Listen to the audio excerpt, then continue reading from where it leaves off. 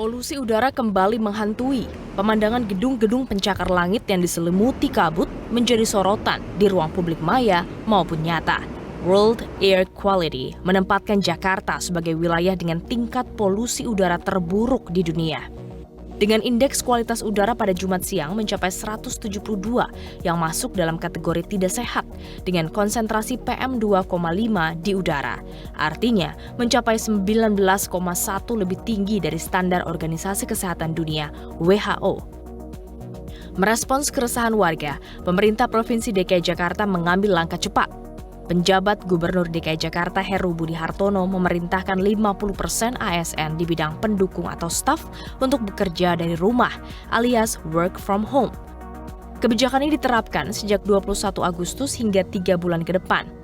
Di hari ketiga, kebijakan WFH dinilai efektif, apalagi diikuti juga oleh sejumlah ASN dari beberapa kementerian. Menurut Kepala Dinas Perhubungan DKI Jakarta, Syafrin Liputo, secara rata-rata, volume lalu lintas kendaraan pada 21 hingga 22 Agustus 2023 turun sekitar 4% dibandingkan pekan sebelumnya saat belum ada kebijakan WFH.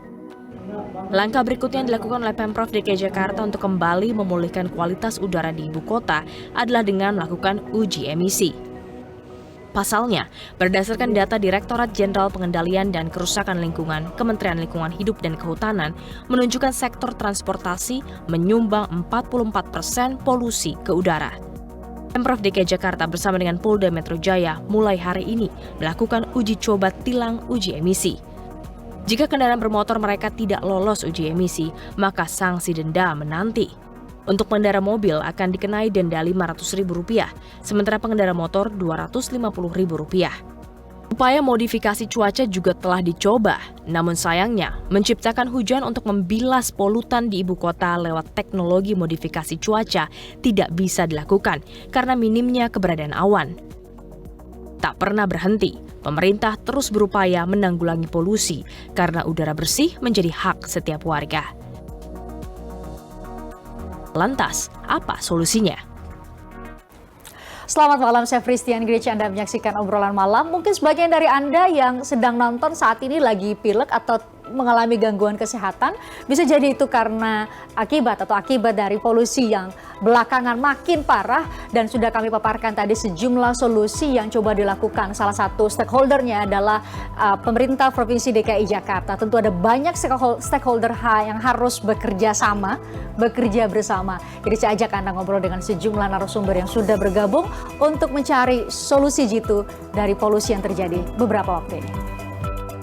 Pemerintah akan menerapkan sistem WFH khusus ASN di Jakarta. Salah satu upaya untuk mengatasi polusi udara di Jakarta adalah dengan teknologi modifikasi cuaca. Pemerintah mengeluarkan sejumlah kebijakan untuk mengatasi polusi udara di wilayah Jabodetabek. Apakah aman nih pemirsa berolahraga kemudian di tengah polusi udara yang cukup tinggi?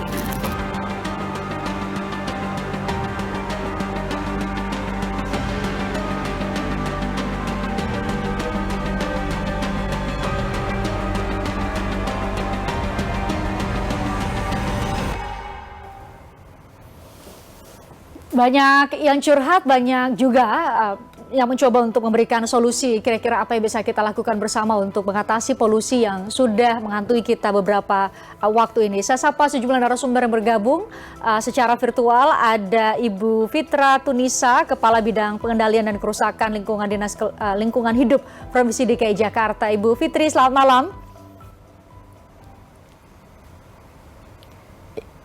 Ibu Fitri, selamat malam. Selamat malam. Ya, selamat malam. Terima kasih Ibu sudah bergabung. Ada wakil rakyat dari DPRD DKI Jakarta, anggota Komisi D, tepatnya ada Pak Topas Nugraha Syamsul. Pak Topas, selamat malam.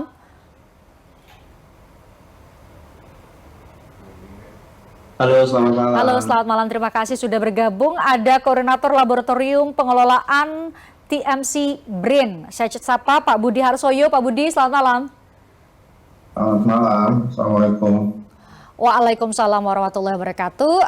Kami juga mengundang Ketua Umum Pemuda Cinta Tanah Air, Ervan Purwanto. Selamat malam Pak Ervan. Selamat malam Mbak Christian, selamat malam semua. Assalamualaikum warahmatullahi wabarakatuh. Waalaikumsalam warahmatullahi wabarakatuh. Saya ingin memulai mendengar dari perwakilan masyarakat dulu, dari Pak Topas yang mewakili sebagai wakil rakyat dari DKI Jakarta. Nih kami bisa curhat lewat media sosial, tadi kami tampilkan banyak banget yang bikin instastory atau curhat di media sosial mengeluh soal dampak dari polusi yang terjadi beberapa waktu ini. Menurut Anda Pak Topas, dari banyak hal yang sudah dilakukan setidaknya oleh mitra kerja Anda adalah pemerintah Provinsi DKI Jakarta, sudah efektif, sudah lengkap untuk bisa mengatasi atau menjadi solusi dari polusi saat ini? Ya, Bismillahirrahmanirrahim. Assalamualaikum. Apa kabar Waalaikumsalam. semua? Ya, silakan Pak Topas. Jadi pertanyaannya saya ringkas, apakah Pemprov DKI sudah mampu? Apakah berbagai solusi, kan solusinya tidak tunggal ya, ada beberapa solusi yang sudah dilakukan oleh pemerintah Provinsi DKI Jakarta. Saya mulai dengan mitra kerja Anda, termasuk nanti Ibu Fitri bisa menanggapi. Tapi Anda melihat apakah sudah cukup lengkap, paripurna untuk bisa menghadapi atau menjadi solusi untuk menghadapi polusi yang terjadi belakangan ini? Kalau dari rapat terakhir saya bersama Dinas Lingkungan Hidup, ada beberapa upaya-upaya utama yang mereka sampaikan kepada kita, dari emisi, di jalan, di parkiran dan lain-lain, itu saya rasa sudah lengkap. Tapi yang menjadi fokus saya itu bukan apakah sudah lengkap atau belum, tapi bagaimana menjalankan poin-poin upayanya. Contohnya misalnya, akan ada tes emisi di setiap parkiran kantor. Nah itu pertanyaan tepatnya kan bagaimana menjalankan uji emisi di setiap parkiran kantor teknisnya gitu.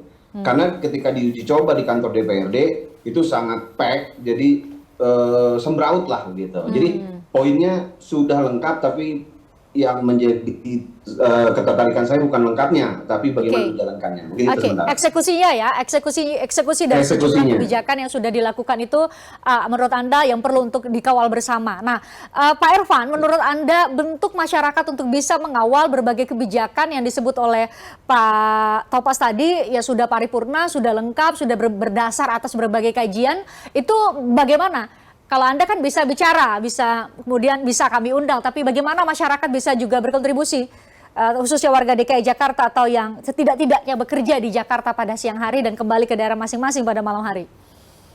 Iya, menurut saya, Christian, sebenarnya cukup saya sikapi positif ya, langkah-langkah responsif dari pemerintah DKI Jakarta ini, walaupun mengambil kebijakan yang tidak populis. Tapi masalah utamanya adalah apakah sudah dilibatkan masyarakat itu sendiri, karena kan kuncinya di masyarakat. Kebijakan pemerintah itu akan bisa berjalan dengan baik dan optimal apabila masyarakatnya teredukasi dan terpanggil untuk turut serta. Kalau hanya kebijakan sampai di atas, sedangkan di bawah tidak ada edukasinya, tidak ada sosialisasinya, lalu hanya sekedar himbauan melalui surat, melalui perangkat kelurahan dan lain-lain, saya rasa kurang optimal. Tapi ajak kami masyarakat untuk turut serta. Konkretnya gimana? Konkretnya Pak Irfan gimana konkretnya? Ya pemerintah Provinsi DKI Jakarta kayak hari ini nih ada uji emisi kan. Nah kira-kira masyarakat untuk konkretnya menurut Anda, tadi ada beberapa poin ya, harus ada sosialisasi ketika ada perubahan kebijakan, kemudian ada pelibatan. Bentuk pelibatan yang konkret menurut Anda seperti apa? Iya kan bisa melibatkan stakeholder terkait seperti ini, Mbak. Ya. Misalkan di tingkat kelurahan kan bisa melakukan pendataan langsung. Karena kalau hanya berada di titik tertentu, saya anggap ya titik itu aja mungkin yang akan terfasilitasi. Tapi kan lokomotif atau mobilitas dari masyarakat itu yang terpenting. Pengguna kendaraan motor apalagi tadi ranking pertama, dan itu kan masyarakat yang menggunakan. Mohon maaf, terutama untuk sektor ekonomi kan, kendaraan bermotor itu kan sekarang ini menjadi kendaraan untuk bagian dari pencapaian sektor ekonomi. Nah ini pun harus ada fasilitas untuk mereka semua. Menurut saya, Mbak Christian. Oke, Bu Fitri, saya sengaja mendengar dulu dari Pak Irfan dan Pak Topas supaya bisa mendapatkan tanggapan. Kira-kira ini suara-suara, narasi-narasi seperti ini apakah sudah juga dibicarakan di rapat-rapat di lingkungan atau di jajaran pemerintah Provinsi DKI Jakarta? Ada satu, pelibatan masyarakat yang lebih masif. Dua, dari Pak Topas tadi, yang pertama seharusnya ya, dari Pak Topas adalah bagaimana eksekusi dari sejumlah kebijakan yang sudah dilakukan, Bu? Ya, baik. Terima kasih. Sebelumnya, bismillahirrahmanirrahim. Assalamualaikum warahmatullahi wabarakatuh. Waalaikumsalam. Sudah diundang dalam komunikasi Pak Topas, Pak Irfan. Saya anggota Bapak dari Dinas. Jadi tadi responnya Pak Topas bahwa aksi-aksi yang sudah dijalankan oleh Pemprov DKI Jakarta itu sudah cukup baik, namun memang perlu ketertiban atau komitmen di dalam penerapan. Itu Pak yang sedang kami bangun. Jadi memang contoh misalnya uji emisi.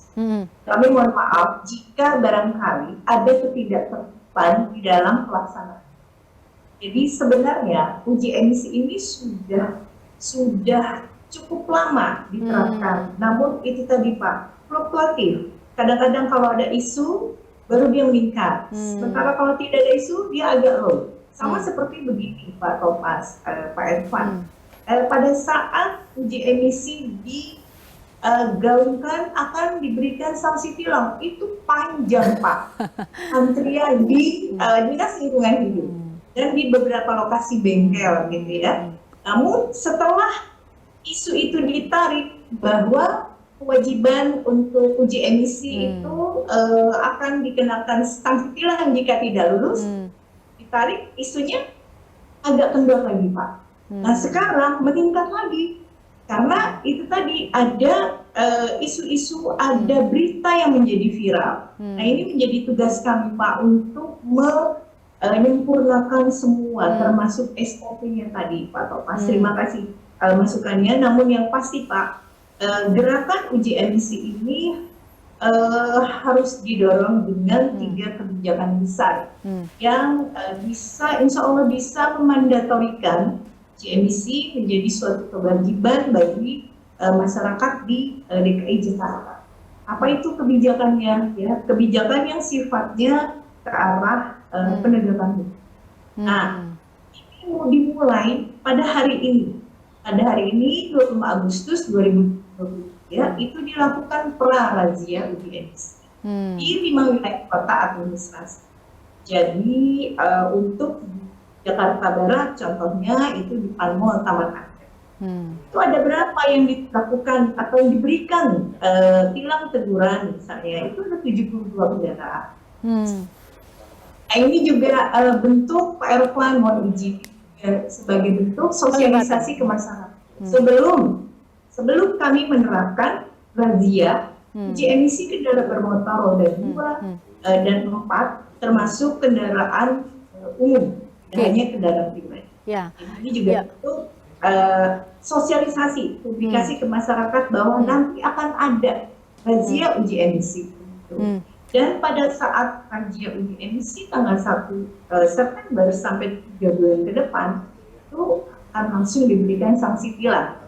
Nah, ini sudah merupakan komitmen bersama antara Pemprov DKI Jakarta dengan pihak kepolisian dan TNI. Baik, Pak Topas, kalau kita mendengar penjelasan dari Bu Fitri tadi, apakah kita bisa mereplikasi kebijakan, misalnya yang familiar di Jakarta adalah kebijakan ganjil genap. Ganjil genap itu kan benar-benar kita sangat disiplin dalam kurun waktu tertentu sudah menjalankan itu. Apakah menurut Anda dengan tingkat darurat polusi saat ini sudah seharusnya pemerintah bersama stakeholder yang lain, dalam hal ini APH, aparat penegak hukum, memberlakukan sanksi secara tegas untuk uji emisi ini menjadi sebuah kewajiban yang sama dengan kebijakan misalnya lalu lintas atau kebijakan lain di atau peraturan lain atau kewajiban lain di bidang lain begitu. Apakah sudah setara itu menurut Anda menghadapi darurat polusi saat ini? Oke, jadi menurut saya gini, kalau gimana coba sorry ingetin lagi gimana ya Pak Topas, kan kalau di Jakarta itu kan kita punya ganjil genap. Tadi kan kata Bu Fitri itu kan kita nih masyarakat Jakarta ini jadi berefleksi juga nih Bu Fitri, apa hangat-hangat kalau misalnya ada isu baru kita rajin gitu ya uji emisi. Apakah perlu menurut Anda membuat aturan ganjil genap seperti ganjil genap gitu loh, tegas, ada polisi yang jaga, kalau Anda bikin pelanggaran ya ditilang gitu. begitupun dengan uji emisi, jangan sampai kemudian kita sanksinya juga melembek ketika tidak ada isu. Maksudnya sanksi melembek itu dari sudut pandang APH-nya ya, aparat penegak hukum dan juga stakeholder lain. Menurut Anda itu harus sudah seperti itu karena sekarang sudah ada darurat polusi? Itu pertanyaan saya. Baik, saya mau coba masuk ke yang lebih luas. Jadi gini, kalau menurut saya polusi ini kan bukan seperti COVID. Jadi ketika ada pembatasan orang atau ada pembatasan aktivitas, orang ada di rumah, orang juga tetap butuh hirup udara. Jadi ketika bicaranya isunya polusi, menurut saya pembatasan orang kurang tepat. Nah, saya mau masuk kepada penting atau tidaknya dilakukan, wajib atau tidaknya terkait emisi ini. Bahkan di rapat Komisi D itu saya sampaikan, kalau bisa menjadi syarat utama perpanjangan STNK, artinya sangat penting dilakukan. Karena polusinya ini awalnya saya pikir ini hanya isu yang lagi beredar. Kemudian dari 10 hari lalu saya batuk sampai sekarang belum sembuh, baru saya, loh ini serius gitu. Jadi ini sangat serius dan perlu diberlakukan hukuman-hukuman terkait orang-orang yang tidak melaksanakan dan lain-lain. Kira-kira itu. Ya, Pak Ervan, ada juga melihat seperti itu kebijakan-kebijakan yang dilakukan sekarang untuk bisa memitigasi atau diharapkan menjadi solusi untuk darurat polusi saat ini memang harus ditingkatkan sanksinya, derajat sanksinya, karena kita harus berefleksi diri juga sebagai warga DKI Jakarta masih bandel, kata Bu Fitri. Ya, kalau untuk sanksi saya kurang sepakat, jujur Mbak Christian, karena gini, semua pasti ada sanksinya. Dalam artian menurut saya tidak perlu dikencangkan lagi, pasti sanksi ada. Tapi kan masalahnya adalah, contoh kita bicara ganjil genap, ada ruas-ruas tertentu ganjil genap, tapi kan ada ruas-ruas yang tidak. Artinya ketika diberi sanksi akan mencari celah kembali. Itulah yang saya bilang adalah yang dibutuhkan itu adalah peran aktif masyarakatnya itu, dan bagaimana pemerintah harus mampu mengaktifasi peran aktif dari masyarakat. Dia harus dikembalikan lagi. Kalau misalkan terlalu keras pun pemerintah pasti akan ada gejolak, itu udah pasti. Terutama kita bicara saya tadi kan sudah sampaikan, mayoritas masyarakat itu menggunakan kendaraannya saat ini adalah untuk melakukan dan menambah ekonomi gitu. Ekonomi kembali tadi. Jadi ketika ada hal-hal yang dianggap akan merugikan kepada perekonomian dia, otomatis akan tolak. Nah, ini yang harus dipikirkan secara matang dan masak bahwa bagaimana mencari solusi yang tepat. Pak Ervan, maksud Anda konkretnya seperti apa? Konkretnya dalam bentuk insentif seperti dulu di zaman COVID kan ada tuh beberapa insentif untuk kelompok-kelompok masyarakat tertentu. Menurut Anda konkretnya seperti itu? Kalau memang spesifik dampaknya adalah ke ekonomi, kalau memang ada penerapan berbagai kebijakan untuk menghadapi darurat polusi saat ini? Ya, harus ada kajian kembali, Mbak. Menurut saya ini PR pemerintah dan PR kita semua. Artinya tidak menyalahkan salah satu pihak, saya tidak ingin menyudutkan. Tetapi ini PR kita bersama bahwa ketika insentif itu diberikan, kita juga harus lihat tingkat keberhasilan itu sejauh mana gitu loh. Yang kita khawatirkan ketika insentif itu diberikan justru akan membuat masyarakat menjadi malas atau dia berharapnya terlalu gitu. Nah, ini kan jadi sebuah dilema buat kita semua. Kebijakan seperti apa sih yang tepat? Nah, kalau saya sederhana, tadi yang saya bilang, ketika aktivasinya itu benar-benar dioptimalisasi di masyarakat, saya yakin, knowledge tadi, sebenarnya tadi Bu Erni sudah bicara bahwa sudah sosialisasi melalui, tapi kan sifatnya himbauan, lalu hanya dengan melalui surat kepada jajaran yang ke bawah, tapi tidak pernah mengetuk masyarakatnya kan, coba diketuk. Memang ini akan memakan waktu lama, tapi harus dibiasakan agar terjadi tadi komunikasi yang positif antara pemerintah dengan masyarakat. Menurut saya itu sih, Mbak. Perubahan perilaku harapan Anda, begitu ya? Perubahan perilaku dari kami ya, yang tinggal di Jakarta. Kami usai jeda saya akan ke Pak Budi untuk bicara banyak atau bertanya banyak mengenai apa saja yang sudah dilakukan oleh BRIN untuk melakukan modifikasi cuaca itu seberapa efektif. Tapi kita harus jeda, Pak Budi. Usai jeda saya akan minta Anda untuk menjawab. Terima kasih dan kami akan kembali untuk Anda.